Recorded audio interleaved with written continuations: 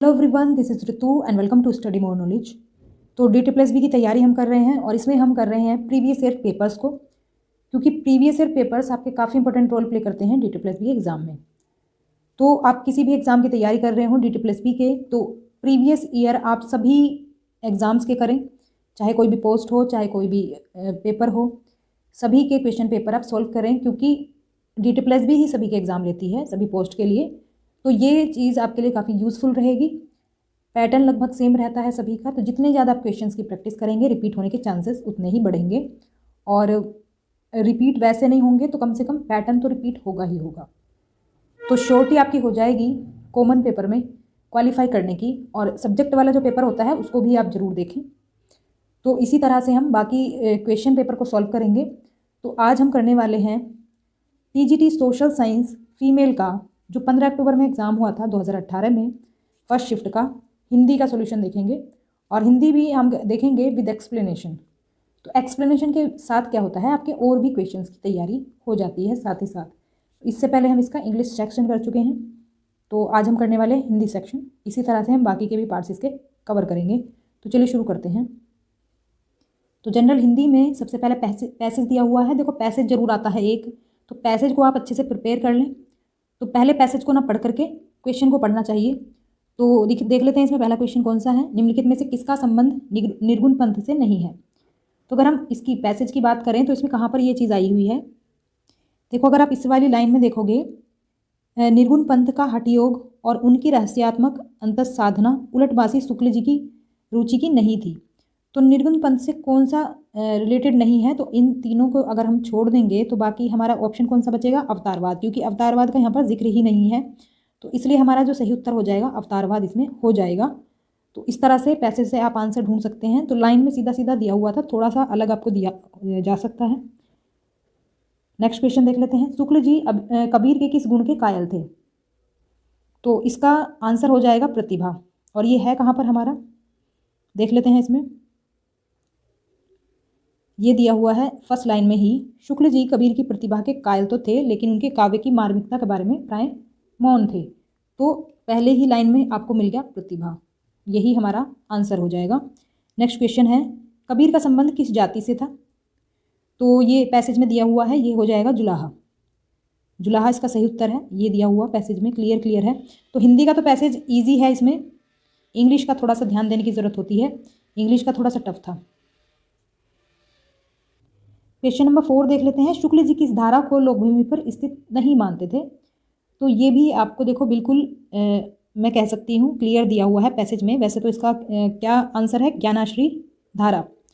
तो यहाँ पर अगर हम पैसेज में देखें तो पैसेज में आपको ये यहाँ पर क्लियर दिख जाएगा, वे निर्गुण पंथ की ज्ञानाश्री धारा को लोक भूमि पर स्थित नहीं मानते थे। कौन, शुक्ल जी, क्योंकि शुक्ल जी के बारे में बात की जा रही है।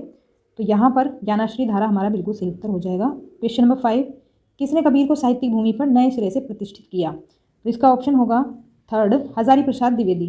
तो अगर आप यहाँ पर देखें, हजारी प्रसाद द्विवेदी के बारे में दिया हुआ है, और फिर यहाँ पर दिया हुआ है द्विवेदी जी ने कबीर को साहित्यिक भूमि पर नए सिरे से प्रतिष्ठित किया। तो हिंदी का पैसेज काफ़ी ईजी है, क्लियरली क्वेश्चन दिए हुए हैं।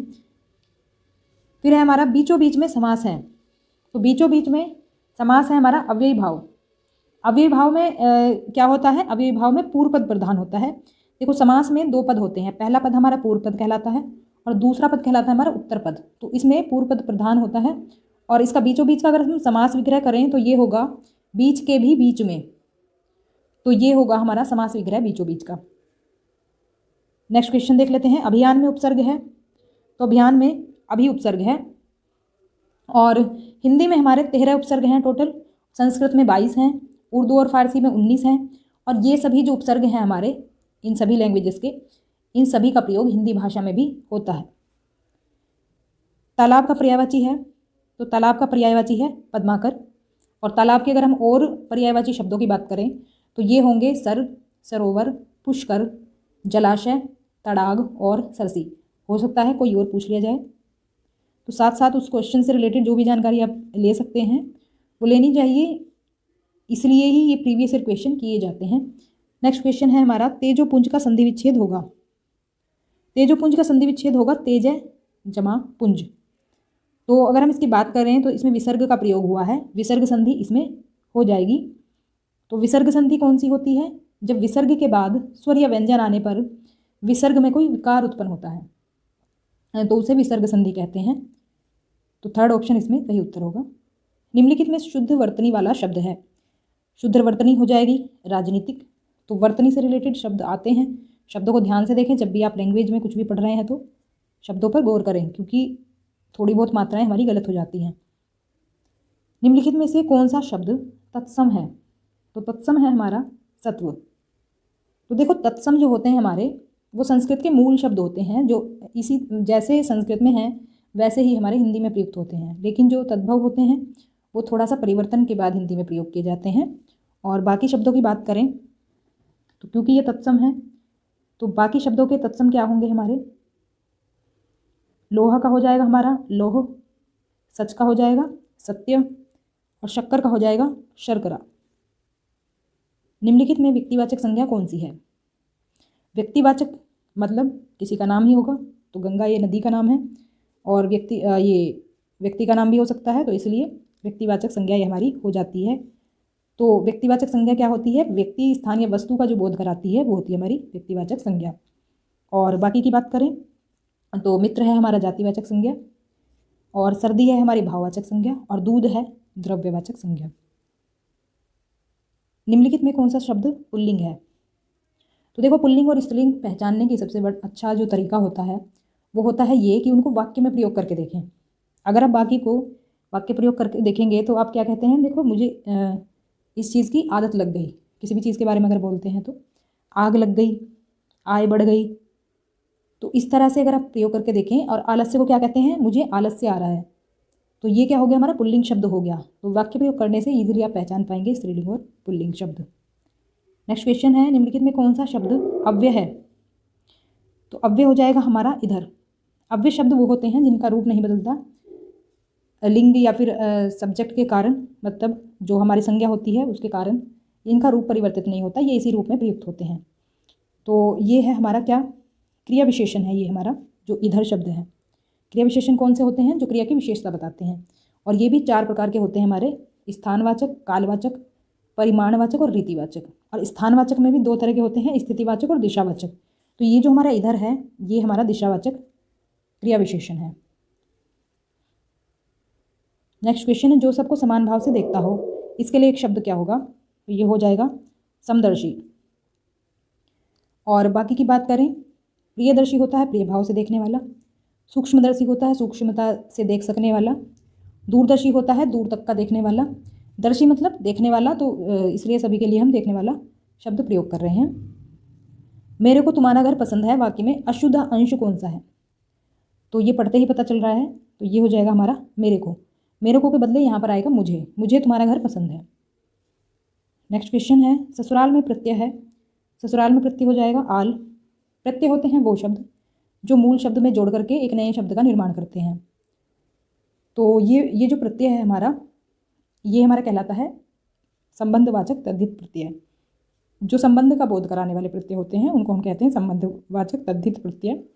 जैसे कि ये ससुराल का बोध करा रहा है, एक संबंध ये दिखा रहा है। इसको अगर हम अलग अलग करें तो क्या होगा? ये ससुर जमा आल, तो आल प्रत्यय हो जाएगा, ससुर इसमें मूल शब्द हो जाएगा। नेक्स्ट क्वेश्चन है, निजवाचक सर्वनाम है। निजवाचक सर्वनाम हो जाएगा आप। जो निजता की बात करते हैं वो होते हैं निजवाचक सर्वनाम, और सर्वनाम के भी 6 भेद होते हैं। नेक्स्ट क्वेश्चन है, निम्नलिखित में तद्भव शब्द कौन सा है? तद्भव शब्द है इसमें भाई। तो मैंने बताया था तद्भव शब्द वो होते हैं जो थोड़ा सा परिवर्तन होने के बाद हिंदी में प्रयुक्त होते हैं।